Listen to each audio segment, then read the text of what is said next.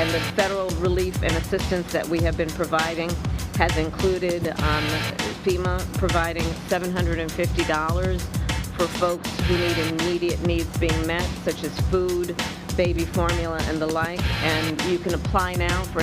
Doesn't $750 seem a little bit, no, I don't say a little bit, quite disrespectful for the Hurricane Helene victims? We're going to talk about this right now on Breaking Mediocrity. What's going on, y'all? This is D.A. Bourne. Welcome to Breaking Mediocrity. Like, share, and subscribe. Trying to get to 1,000 subs. So whatever you could do, it'll be greatly appreciated. All right. Now, we seen the things over the last weekend with Hurricane Helene just hitting the United States and, just doing some catastrophic damage to places like Georgia, Augusta, Georgia in particular, and North Carolina, Asheville, North Carolina, and some parts of Tennessee. And hurricane season is no joke. We all know that because it just destroys homes, and people are just, without running water, without food, and some people without homes and without electricity. So sometimes, we think of the stuff we're going through, but, not to have a home or all those things that we take for granted every day, it just makes me more thankful to God that, I have this stuff running and operating. But there's a lot of people right now that are without power, without a home, damages in their neighborhood. And so this was the opportunity for Vice President Kamala Harris to address the media, and she did. No, she didn't do it right away, but she did. So what is crazy is she offered each family, I guess, $750. She said you can apply right now and get some $750 immediately to help with this. Really? That's it? Come on. Like, a trip to Costco is $750 sometimes. Anyway, I ain't gonna talk no more. Watch the clip, let her explain it, and we'll get back to it. Work. The president and I have been paying close attention from the beginning to what we need to do to make sure the federal resources hit the ground as quickly as possible. And that includes what was necessary to make sure that we provided direct federal assistance. And that work has been happening. I want to thank the governor for his leadership and his close coordination with the federal government, with our administration. And I want to thank the local leaders for together creating a task force-like response, knowing that we are at our best when we work together and coordinate resources, coordinate our communications to the maximum effect for the community that has been impacted. And the federal relief and assistance that we have been providing has included FEMA providing $750 for folks who need immediate needs being met, such as food, baby formula, and the like. And you can apply now for anyone who's watching this who has been affected. There are FEMA personnel who are going door to door to interact personally with folks, especially those who do not have electricity. But also that aid, if you have electricity, can be applied for online, and I encourage people to do that. FEMA will just basically verify your address, and then the process should take hold. FEMA is also providing tens of thousands more dollars for folks to help them be able to deal with home repair, to be able to cover a deductible when and if they have insurance, and also hotel costs. Today I'm also announcing that the president has approved the governor's request for 100% federal reimbursement of local costs. And Mayor, as you have pointed out, the burden to local governments, including the state government, is pretty immense. And so by announcing today and making the dedicated resources to cover 100% of local costs, will have a huge impact on our ability to get relief to people as quickly as possible. And that will include, for example, what the federal government will do to reimburse local and state governments around issues like debris removal, which you can see just up and down this street, much less in other areas of the state and in the region. So there you have it.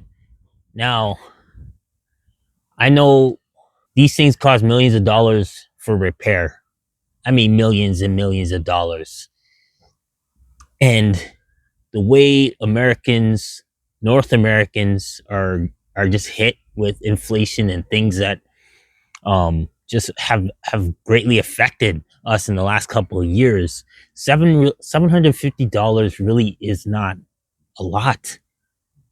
It's not a lot, especially when you lost a home, especially when you have no electricity, especially when you can't go to your job because there's so much damage. Was $750. And you can say, oh yeah, it's better than nothing, be thankful. Yeah, fine. You could say that. But you're looking at your opposition right now, Kamala, that President Trump did a GoFundMe and raised $4 million. And he's not in power. Okay, so including one of the people on his in his team, themselves donated $500,000. So $50 don't do much. And it's not like you're giving it to all Americans. You're giving it to a few states, and the families are damaged. I believe the Democrat government, they act like they're for the people. They say they're for Americans, but when it comes to dishing out the cash, Americans don't come first. Right now, you have currently, and for a while now, you have millions, billions of dollars going to the Ukraine.